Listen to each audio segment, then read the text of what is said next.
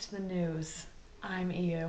I'm Big Show. Tonight we will be airing a special on Cuba. The Cubans have been waging a war against the Spanish, and the atrocities that have been taking place must be revealed to the public. Yes, America. Things have been happening in Cuba. Terrible things. Currently, the Spanish are in Cuba fighting. Sugar production has been crippled, which puts our investments in sugar at a risk. The Cubans have also adopted a scorched earth policy, which has resulted in the incineration of cane fields and sugar mills, further putting American investment at risk. Senator Henry Cabot Lodge has stated that Cuba is invaluable because whoever controls it controls the Gulf of Mexico. This is incredibly important considering our desire for a canal through Panama. Similarly, Secretary of State James G. Blaine wrote that Cuba, the key to the Gulf of Mexico, is, though in the hands of the Spanish, a part of the American commercial system. If ever ceasing to be Spanish, Cuba must necessarily become American and not fall under any other European domination. Spanish General Valeriano Butcher Weiler has instituted a system of reconcentration. He claims that these camps are meant to keep Cuban civilizations alive and safe until the rebels are defeated. The rural population of Cuba had 8 days to move into fortified areas. Anyone who refused was shot. These reconcentration camps are completely inadequate and usually contain decaying, roofless houses. The poor Cuban inhabitants suffer from starvation, malnutrition, and a host of diseases. And over 400,000 have died. In order for you to fully understand the extent to which the Cubans are suffering, we will be showing a series of photographs. Warning, these may disturb some, but this is the reality. We have gotten word from Cuba about the conditions in these camps. Fitzhugh Lee, U.S. Consul General in Cuba, reports that the circumstances are the following: complete accumulation of bodies, dead and alive, so that it was impossible to take one step without walking over them.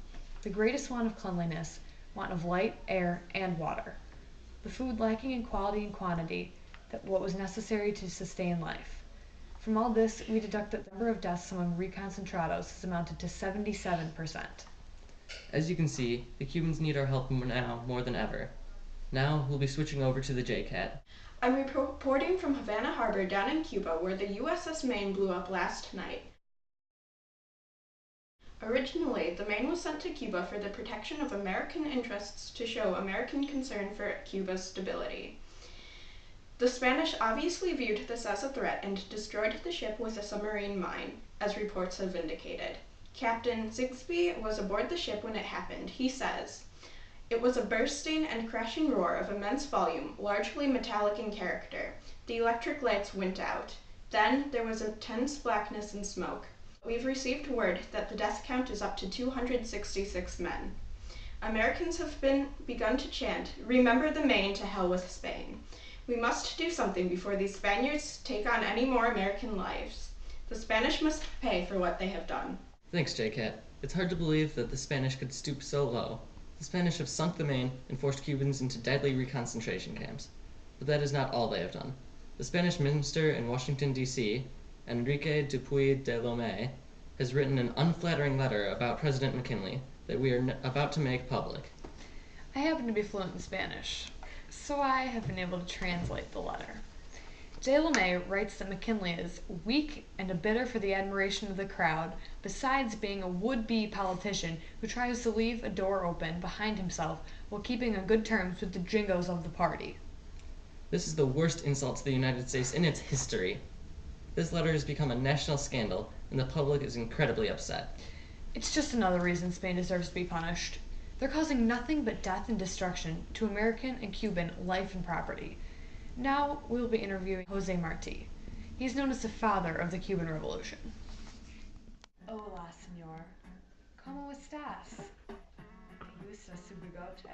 Gracias, yo tengo una como tengo. Me gusta joya hasta diluto. Hoy tengo alama un pena al por de embrullo. Hoy es que me quieres. Sí, sí.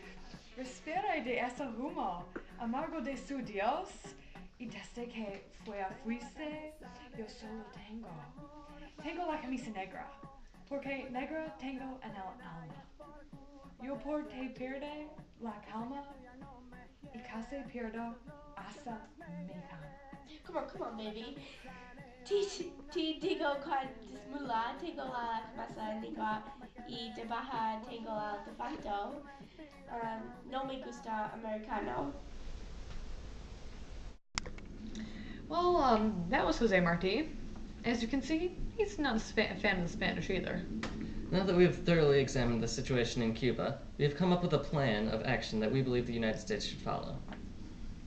We think it would be best if troops were sent to Cuba to combat the Spanish. Our powerful troops would quickly defeat the Spanish, and we would then be able to liberate the Cubans from those oppressive Spaniards. I hope you now understand the atrocities that the Spanish have been committing, and realize that America must step in to help. This has been the News at 11. I'm you. And I'm Big Show. Good night, America, and thank you for tuning in.